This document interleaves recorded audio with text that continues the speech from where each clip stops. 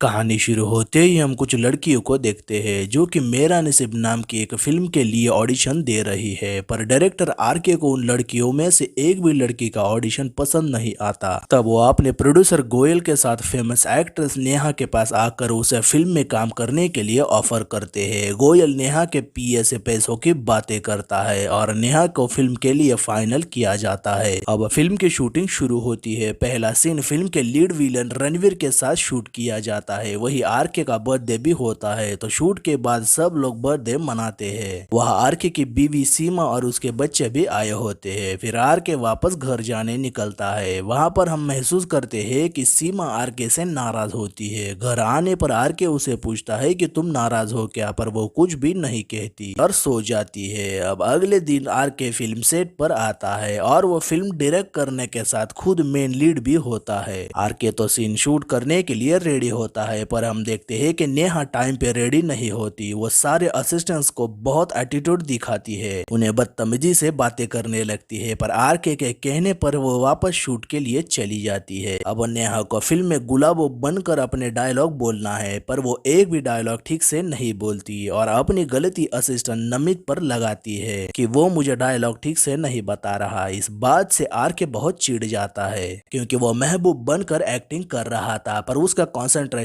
टूट जाता है। फिर वो नमित को डांटता है और डायलॉग को रिहर्सल करवाने को कहता है। थोड़ी देर बाद फिर से सीन शूट किया जाता है, पर इस बार भी नेहा अपना काम ठीक से नहीं करती, पर आरके जैसे तैसे वो सीन शूट करवा लेता है। फिर अगले कुछ दिनों में फिल्म की पूरी शूटिंग पूरी होती है। सब लोग बहुत खुश होते हैं और सारे कलाकार एक दूसरे से मिलकर अपने अपने काम पे चले जाते हैं। अब फिल्म का अगला काम यानी कि एडिटिंग का काम शुरू होता है। सागर एडिटिंग कर रहा था। वो फिल्म के कुछ सीन्स को एडिट करके सबको दिखाता है, पर गोयल को फिल्म में कुछ खास समझ नहीं आती क्योंकि फिल्म के बहुत से डायलॉग उर्दू में होते हैं। वो सोचता है कि कॉमन मैन ज्यादा उर्दू नहीं समझ पाएगा, पर आरके एक अच्छा डायरेक्टर होता है तो वो आरके पर ही विश्वास अपना रख देता है। फिर हम आगे देखते हैं कि आरके फिल्म की पूरी एडिटिंग कंप्लीट करके क्लाइमैक्स तक आ जाता है, पर उसमें भी उसे लगने लगता है कि फिल्म अच्छे से वर्क नहीं कर रही, तो वो बहुत सोचने लगता है। फिर आगे सागर फिल्म का क्लाइमैक्स सीन एडिट कर रहा है। उसे उसकी माँ का कॉल आता है। वो बात करते हुए स्टूडियो से बाहर चला जाता है। वहीं पर हम देखते हैं कि फिल्म का विलन यानी कि रणवीर, जिसने केएन सिंह का किरदार निभाया है, वो आरके यानी महबूब को गोली मारने के लिए उसका पीछा करता है क्योंकि आरके ने उसके पैसे चुराए होते हैं और वो भाग रहा है। पर हम देखते हैं कि महबूब फिल्म की फुटेज से ही रियल दुनिया में आ जाता है और टैक्सी लेकर निकल जाता है। जब साकर वापस फिल्म एडिट करने के लिए आता है, पर वहाँ महबूब की फुटेज नहीं देखकर उसे शॉक लगता है और वो आरके को स्टूडियो में बुलाता है। सागर बताता है कि सर मैंने पूरी फुटेज देखी, पर पूरे फिल्म में से महबूब आलम का कैरेक्टर गायब है। ये सुनकर आरके के साथ साथ नमित, राखी और सागर को भी समझ नहीं आता कि फिल्म की फुटेज से एक कैरेक्टर कैसे गायब हो सकता है। वो बहुत परेशानी से सोचने लगते हैं। वहीं पर गोयल आता है क्योंकि नमित ने उसे ये बात बताई होती है। वो आरके पर बहुत गुस्सा होता है। आरके उसे समझाता है कि कुछ टेक्निकल प्रॉब्लम हुआ है, आप चिंता मत करो, मैं देख लूंगा। दूसरी तरफ हम फिल्म से भागा हुआ कैरेक्टर महबूब आलम को देखते हैं जो कि टैक्सी से रेलवे प्लेटफॉर्म की तरफ जा रहा है क्योंकि वो केएन सिंह का पैसों का बैग लेकर गुलाबों से एक रेलवे प्लेटफॉर्म पर मिलने वाला है और वो इस नई दुनिया की भीड़ देखकर हैरान हो जाता है। वो प्लेटफॉर्म पर पहुंच जाता है, पर उसे पता चलता है कि उसकी टिकट नकली है और यह जगह भी नकली है, तो वो वहीं पर सोचते हुए बैठ जाता है।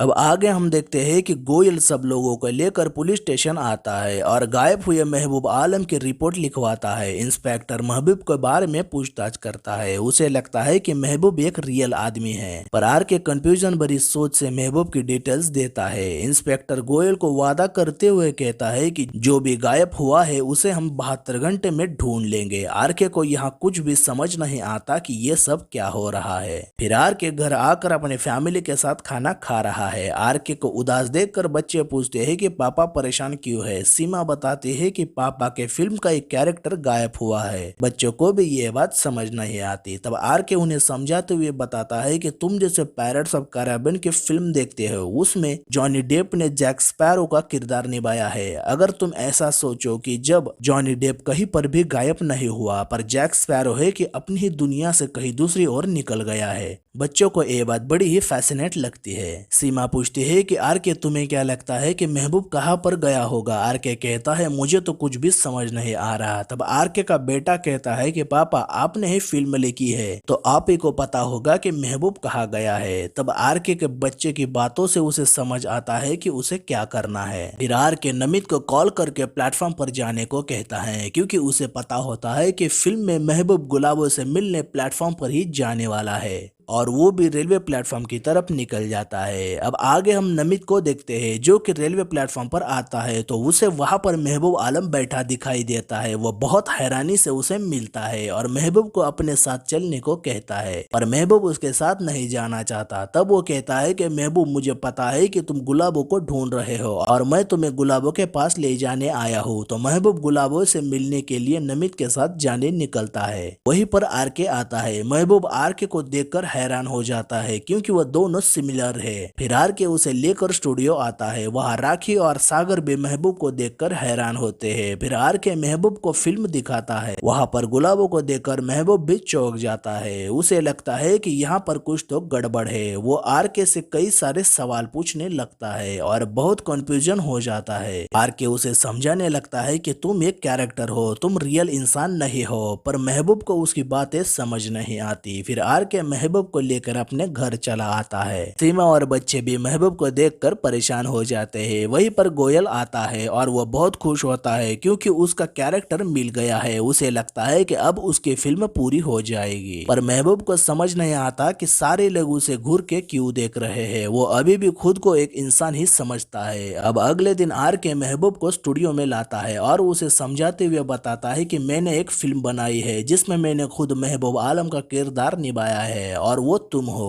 तुम तो फिल्म की फुटेज में हो, रियल जिंदगी में नहीं हो। पर महबूब आर के पर हंसते हुए कहता है कि ऐसा कैसे हो सकता है, मैं तो आपके सामने हूँ, क्या मेरा कोई वजूद नहीं है क्या। तब आर के उसे उसके बारे में ही पूछने लगता है, जैसे उसके पिता का नाम, माँ का नाम, उसका एड्रेस। पर महबूब को कुछ भी याद नहीं आता। वो बहुत सोचने लगता है। आर के कहता है कि तुम्हें कुछ भी याद नहीं क्योंकि तुम्हारे कैरेक्टर को जितनी जरूरत थी बस तुम्हें उतना ही पता है और तुम मेरी लिखी कहानी को ही बार बार दोहरा रहे हो, मेरे लिखे डायलॉग बोलते हो और यही सच्चाई है। तुम्हें ये एक्सेप्ट करना होगा। तुम्हारा वजूद है पर पिक्चर के अंदर और फिल्म के अंदर गुलाबो तुम्हारा इंतजार कर रही है। क्या तुम उससे प्यार नहीं करती क्या? तुम्हें वापस जाना ही होगा। फिर महबूब पूछता है कि मेरी तरह गुलाबो है क्या? तब आर के उसे फिल्म दिखाता है। उसमें नेहा जो कि गुलाबो है वो महबूब का इंतजार कर रही है। महबूब उसे देख कर कहता है कि मुझे गुलाबो के पास वापस जाना है। फिर आर के उसे सीमा से मिलवाने घर लाता है। वो कॉफी पीकर थोड़ी देर बाद फिल्म का लास्ट सीन जहां पर शूट किया गया था वहां पर चला जाता है। वहीं पर हम देखते हैं कि गोयल महबूब को फिल्म का लास्ट सीन बता रहा होता है। वो बातों बातों में बता देता है कि यहाँ पर तुम्हें मारने के लिए लाया गया है क्योंकि फिल्म में सिंह ने तुम्हें गोली मारी है और तुम्हारी वहीं पर मौत हो जाती है। ये सुनकर महबूब को लगता है कि आर के ने उसके साथ धोखा किया है, वो उसे यहाँ पर मारने के लिए लाया है और वो भागने लगता है। तब आर के उसे रोकने की कोशिश करता है पर महबूब उसे बताता है कि गोयल साहब ने मुझे सारी सच्चाई बताई है कि आपने मुझे यहाँ पर क्यों लाया है। तभी आर के गोयल पर नाराज होता है, कहता है कि गोयल जी उसे कहानी बताने की क्या जरूरत थी। वो कहता है कि आर के साहब अगर फिल्म का हीरो ही मर गया तो फिल्म देखने कौन आएगा, इसलिए हीरो जिंदा होना चाहिए। आखिर आर के नाराज होकर महबूब को वापस घर लाता है। महबूब को वापस देखकर सीमा बहुत खुश होती है। वो कहता है कि सीमा जी मुझे तो वापस आना ही था, आपके पति तो मुझे खत्म करना चाहते हैं। सीमा कहती है कि अच्छा हुआ तुम वापस आ गए। पर आर के महबूब से परेशान होता है, कहता है कि कुछ भी अच्छा नहीं हुआ, इसकी वजह से मेरी फिल्म अटकी है और ये मजे ले रहा है। ये तो मेरी इमेजिनेशन है, मैंने इसे जन्म दिया है। महबूब कहता है कि माना कि आपने मुझे जन्म दिया पर आपका कोई भी हक मुझ पर नहीं है। आर के बहुत गुस्सा होकर उसे चाकू से मारने की कोशिश करता है। सीमा उसे रोकती है। वो गुस्सा होकर स्टूडियो चला जाता है। स्टूडियो में सब लोग उसे समझाते हैं कि हमें शूट वापस करना चाहिए पर आर के कहता है कि गोयल पैसे नहीं देगा, हमें इसी पे कुछ करना पड़ेगा। दूसरी तरफ सीमा अपने दोस्तों को अपने घर पर इनवाइट करके महबूब से मिलवाती है। महबूब अपने हाथों से खाना बनाकर खिलाता है और सबसे हंसी मजाक करते हुए सबको खुश करता है। सब लोगों को महबूब बड़ा पसंद आता है। ये देखकर सीमा भी महबूब को मन ही मन चाहने लगती है। अब एक दिन गोयल का सब्र टूट जाता है और वो आरके को बुलाकर बताता है कि कुछ भी हो जाए मेरी फिल्म कंप्लीट करे और शूटिंग के लिए जो भी पैसा चाहिए मैं दे दूंगा, बस फिल्म को तैयार करना होगा। आरके तो उसे हामी भरता है पर वो मन में नाराज होता है क्योंकि उसका बनाया हुआ किरदार ही उसकी बात नहीं मान रहा था और वो स्टूडियो में फिल्म देखते हुए बैठता है। तब वो अपने आप को बहुत अकेला महसूस करता है। वहीं पर फिल्म में भी गुलाब और महबूब को याद करते खुद को अकेला महसूस करती है। अब आर के वापस घर आता है तब वो महबूब को देखकर नाराज होता है पर सीमा उसे उस पर गुस्सा न होने को कहती है। आर के सीमा को भी गुस्से से बात करता है, कहता है कि तुम्हें मुझसे ज्यादा उसकी चिंता हो रही है। फिर सीमा महबूब से बातें करती है। वो कहता है कि मेरा भी कोई इंतजार कर रहा है, मैं भी वापस जाना चाहता हूँ पर आर के साहब है कि मेरा अस्तित्व ही खत्म कर रहे हैं। फिर सीमा आर के को बताते हैं कि महबूब वापस जाना चाहता है, बस तुम्हें फिल्म की एंडिंग को बदलना होगा। पर आर के इनकार करता है क्योंकि वो नहीं चाहता कि उसकी लिखी कहानी के किरदार उससे दूर जाए। उसने तो उसे अपना समझकर लिखा था पर वही किरदार उसकी बात नहीं मानता। तब वो स्टूडियो जाकर गुलाबों को देखने लगता है और वो उसके साथ बातें करने लगता है। असल में आर के जो सीमा से एक्सेप्ट कर रहा था वही गुलाबों से उसे मिल रहा था। अब एक दिन महबूब फिल्म में वापस जाने से इनकार करता है, कहता है कि वो दुनिया नकली है, यही मेरा सच है। आर के गुस्सा होकर कहता है कि तुमने वादा किया था कि तुम एंडिंग चेंज करूंगा तो तुम वापस जाओगे, और क्या तुम्हें गुलाबों से प्यार नहीं है क्या? तुम्हारा प्यार झूठा है क्या? वो कहता है कि जी हाँ, मेरा प्यार झूठा है, मैं गुलाबों से प्यार नहीं करता, उसे तो आप प्यार करते हो क्योंकि वो आप ही की लिखावट है। रही बात मेरे वापस जाने की, अब मेरे लिए यही दुनिया सब कुछ है, मैं बदल गया हूँ। आर के कहता है कि दुनिया इधर की उधर हो जाए, तुम कभी नहीं बदल सकते क्योंकि तुम ये कैरेक्टर हो जिसे मैंने जन्म दिया है। महबूब कहता है कि यही तो आपकी गलतफहमी है कि आप मुझे बनावटी किरदार समझ रहे हो। आपकी तो कई कहानियां कभी कभी फेल हुई है क्योंकि आपको आपके किरदार पर यकीन नहीं है, आप उन्हें जीने नहीं देते। आपको लगता है कि वो आपके हाथ की कठपुतलियां है, उसे आप जैसे चाहे नचा लेंगे, पर आप गलत हो। आज के बाद मैं अपना मुस्तकबिल खुद लिखूंगा। आपने तो मुझे हमेशा एक कैरेक्टर कहकर नीचा दिखाया है, पर आपको कैसे यकीन कि आप वाकई में है? हो सकता है कि आपको भी किसी ने लिखा हो, आप भी कोई किरदार हो किसी कहानी के, आप भी उतना ही करोगे जितना कि आपके लिए लिखा गया है। ये सुनकर आर के चुप सा हो जाता है, शायद उसके पास महबूब के सवालों के जवाब नहीं होते।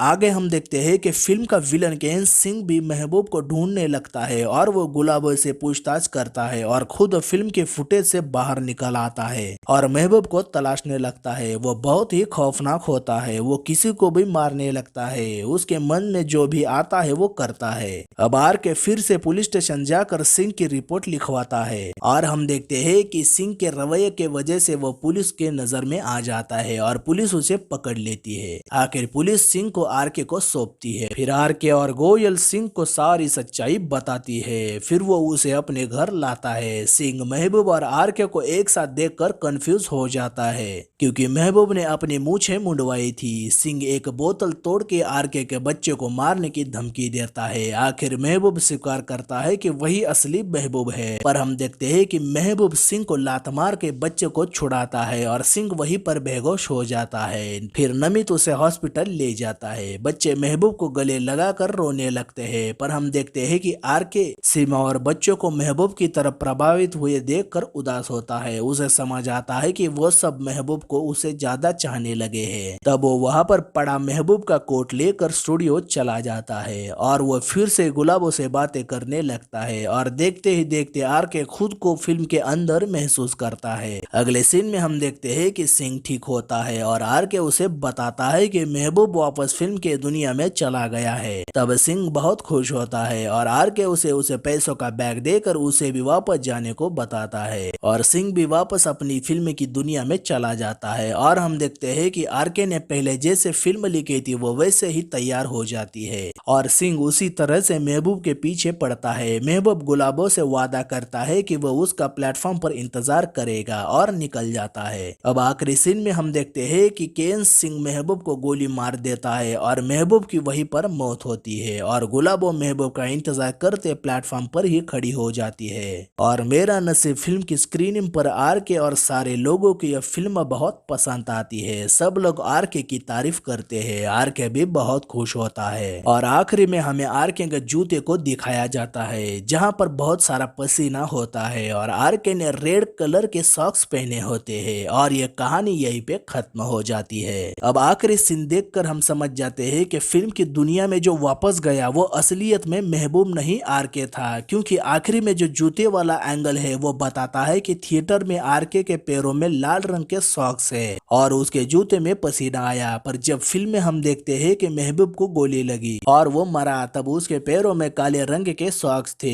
इसलिए आरके फिल्म में था और महबूब यही रियल दुनिया में आरके बनकर रह गया।